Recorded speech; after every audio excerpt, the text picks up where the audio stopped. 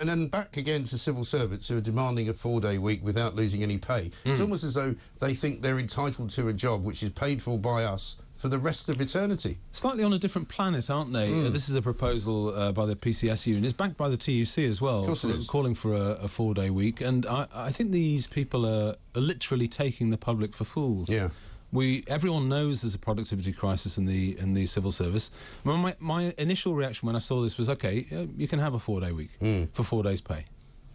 You know, that's what the deal is. That's what you can have, but that's not what they want. No, that's not what they want. They want 5 days' pay for 4 days' work. So this is part of the... I mean, they're justifying it by saying, complaining that the sort of balance, the sort of division between home and work has become blurred. And it's another... We just need to be completely disorientated, Mike. We've got, a political class that doesn't know what a woman is, and you've got people that don't know whether they're at work or at home, and it's not good. My reaction, I've said this, is not very popular, actually, this, because a lot of people like home working and hybrid working, but I think we need to get people back to work. Yeah, but liking something and it being a good idea doesn't necessarily equate. I agree.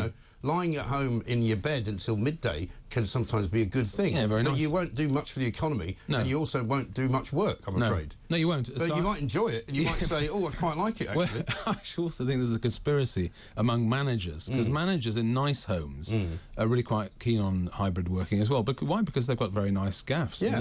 Why would we intend? And also, it isn't always pleasant to commute to work, and for some people, you can save an awful lot of time and trouble by not having to cram yourself onto a train every morning and every afternoon to come home. But again, that's not necessarily the only measurement of whether it's a good idea. Yeah, no, we're ending up with ghost departments, ghost cities. Yeah. And actually, there's a wider point here, which I'll bring up, which is if you can't get people back into the towns and cities actually turning up for work, then a lot of our, a point we've made before, a lot of our economy will just fall apart. Yeah. Very interesting, actually, people are writing now, you see articles all over the place, FT and other financial press, about an oncoming commercial property crisis in the United States. Yeah.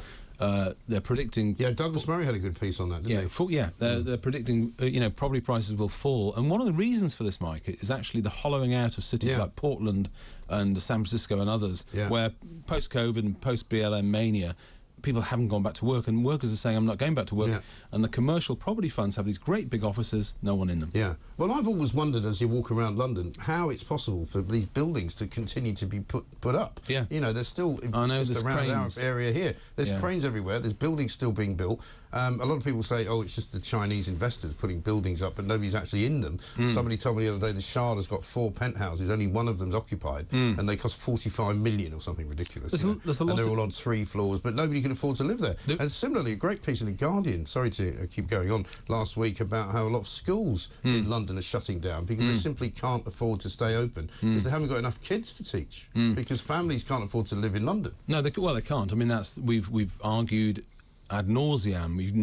There's 2 major problems we need to deal with: the trade problem and the housing problem. I don't see any hint of the government doing this, but just on the cranes and on the development of office space in the city, my background is commercial property. There's an very old adage, Mike, which is it's about the pig cycle. So the time when you see a lot of cranes on the skyline and a lot of office spaces being built, get out of the market. Why? Right. Because by the time all that space goes onto the market, it will flood the market and the price of office space will go down. It's called the pig cycle. It's the sort of the old medieval thing of the farmer goes to market, sees an expensive pig, grows a lot of pigs. By the time all the farmers done, the pig price goes down. Yeah. So a lot of this is cyclical. But back on the point, I think they are taking us for fools, and I think the government's got to get the civil service functioning, got to get productivity up. The way you do that is not by granting a 4-day week, so they should resist it. No.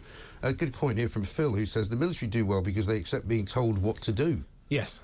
Which is a very good point, because we'll come back to this, actually, because Dominic Raab's resignation leads nicely into the civil service. Yes, it does. And the fact that now, in an awful lot of office situations, you cannot tell people what to do because they simply won't accept it. No. But let's talk about the civil service and the fact that, nobody wants to now do what they're told. And I mean, the questions that were being asked by the end of my show on Friday, because I think he resigned just before the show started, where, you know, can you now run an office in any business at all in this country where you can actually get people to do what you tell them to do without them kind of kicking off and saying, I don't want to do that? Well, it's becoming an issue. So, I mean, the first thing my reaction to the RAB thing, and I said at the time, was that obviously you weren't there, I wasn't there, so we can't, you know, you can't actually know, really, you can't get a proper flavour of what happened. You know, there were 6 allegations, or no, 10 allegations, and 2 were upheld. You know, aggressive, intimidating behaviour. But that is slightly subjective. Well, it's very subjective. The description of the behaviour is as it was perceived as opposed to as it was. Yes. So the person who complained basically felt that it was intimidating and aggressive, which doesn't make it so. No, and actually RAB, and it's partly directness, you know, so, a lot of managers, actually natural managers quite often are direct. RAB described some work that was put in front of him as woeful, and that upset and hurt feelings for the person. That maybe it was woeful. Yeah, that's the point I made. So, but actually, broadly, the public should know this. And I don't want to, you know, I don't know. The Times reported today that there was a plot to get rid of RAB, and that doesn't surprise me at all. That doesn't surprise anyone, I would have thought. And I found the allegations against Priti Patel difficult to believe. You know, we don't know that we weren't there. But anyway, I'm just going to make a general point because it's important.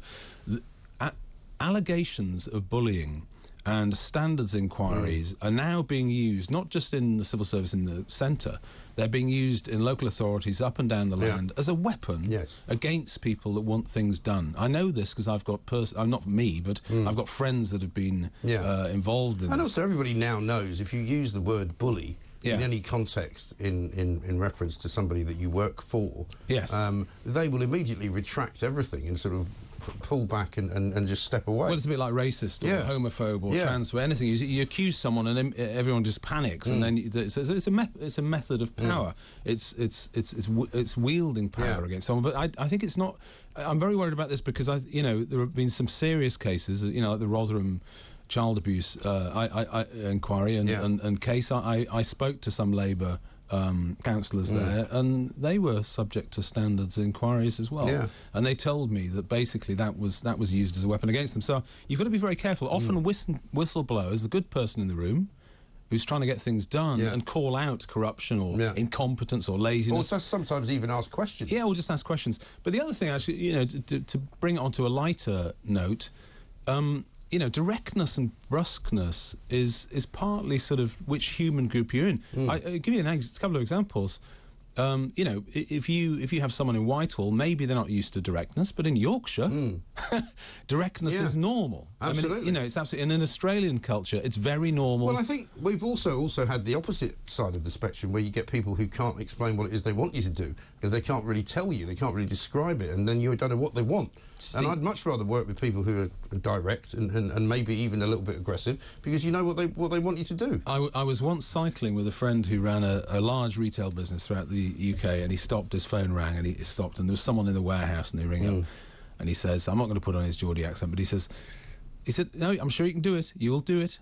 Your job depends on it, that's all. And he was direct. He was a very, very good manager. And obviously that was jocular, but now that could be, you know, you could might send a civil servant into post-traumatic stress. Yes, and they might have to then take the rest of the month off. Yeah, and it might be a rights violation of some kind. So I mean, I had a case like that in the newspaper business when I was working in it, when somebody had made a complete dog's breakfast of something or other while he was meant to be in charge of the news desk. And I said to his immediate bosses, I don't want him ever doing that again. And he went off on a stress-related leave for 3 months, fully paid. Then decided he wanted another 3 months off, so he was only on half pay for that. But he basically never came back to work. And in fact, while he was off work, they shut the paper down. Yeah. And he was still employed. But you'll soon learn. I mean, it is standards do matter, and we know it. So when I was a young surveyor working in the West End for a large practice, I produced a report and it had a typing error. It was quite an important typing error. Went through to the client, and I got absolutely hammered. It would never happen again. Of course you should. It would absolutely never happen again. No, because, you know, if you work in an organisation where the messages are pretty clear, you go and do what they are paying you to do, let's face it. Yeah, and and they couldn't charge clients with stuff that went out with. It was only literally one letter, but they couldn't charge clients the amount they do if it wasn't absolutely tip top. But the thing is, the holders of the standards are the managers, and they often have to be. Which brings us back all the way to the start of the conversation about working from home. Yeah, because if you haven't got anybody sometimes physically supervising you, you don't do what you're supposed to do. It's also very unhealthy. There's another thing about working from home, Mike. It's not actually very good for human beings. We need each other. The common life together is a better life than isolation. Actually, the mental health epidemic that everyone's going on about, that is not helped by people being isolated. And if you are able to go to an office and work, it's far better, because that's kind of what we were designed to do. I remember when I got my first sort of proper job after leaving university, I loved it, and I've been fortunate enough to do something that I really like doing. So I used to love going to work. Yeah, I looked forward to it at the weekends. I spent weekends with even when I was married with kids. Young kids. It was all fine and dandy, but I couldn't wait to get back to work on the Monday morning. Yes. Safety of work. Safety of work. I mean, I can't imagine anything worse than not being able to escape the family home. Well, that's what they were saying. I mean, there's this TUC thing, the PCS thing, sort of makes the point, doesn't it? I mean, they say that life is blurred. Well, it's not. It's probably better for it to be. You're at work. We're not designed to spend every minute of every day with the same people. No. And then work and not work. It's not right. The contrast is very healthy. I think so. Well, good to see you, William. Thank you very much for popping in. William Clouston from the SDP, making some very valid points there about working from home. I'm glad it's not just me. It's just me and Richard Tice. It used to be. Now we can add William Clouston to the list of people who think working from home is a bad idea, because it is. So is a 4-day week. So is blended working. I'm sorry if you enjoy it, but that doesn't mean it's good or good for you.